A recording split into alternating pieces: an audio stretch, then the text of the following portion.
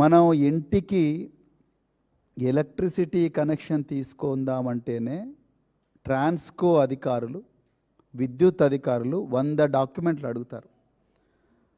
మరి ఈ Bhagyalakshmi mines and మినరల్స్కు నిజానికి వాళ్లకు ఏమీ డాక్యుమెంట్స్ లేకుండానే అన్ని కనెక్షన్లు ఇచ్చేసిండ్రు ట్రాన్స్కో అధికారులు. దయచేసి తెలంగాణ ప్రజలు గుర్తించాలి.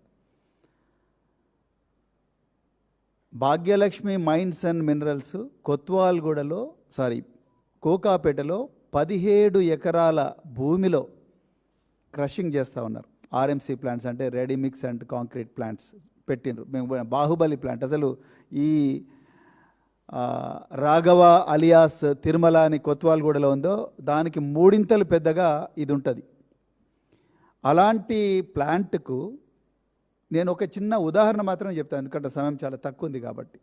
విద్యుత్ కనెక్షన్ ఇచ్చిన అధికారులు వాళ్ళు ఫస్ట్ వీళ్ళ దగ్గర ఏమేమి డాక్యుమెంట్స్ ఉన్నాయో చూడాలి. నిజానికి ఏ కంపెనీకైనా విద్యుత్ కనెక్షన్ ఇవ్వాలంటే ముందు ఆక్యుపెన్సీ సర్టిఫికేట్ కావాలి, ఓనర్షిప్ డాక్యుమెంట్లు కావాలి, ఫ్యాక్టరీ అప్రూవల్ కావాలి, పొల్యూషన్ కంట్రోల్ క్లియరెన్స్ కావాలి, ఎలక్ట్రికల్ ఇన్స్పెక్టర్ అప్రూవల్ కావాలి, బిజినెస్ రిజిస్ట్రేషన్ కావాలి, వైరింగ్ కంప్లీషన్ రిపోర్ట్స్ కావాలి.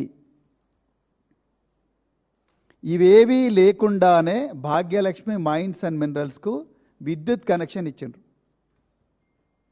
ఇంకా ఘోరమైన దోపిడీ ఒకటి జరుగుతుంది, ప్రజలందరూ గుర్తించాలి. నిజానికి వీళ్ళ దగ్గర సేల్ డీడ్ కానీ లీజ్ డీడ్ కానీ భాగ్యలక్ష్మి మైన్స్ అండ్ మినరల్స్ దగ్గర లేదు.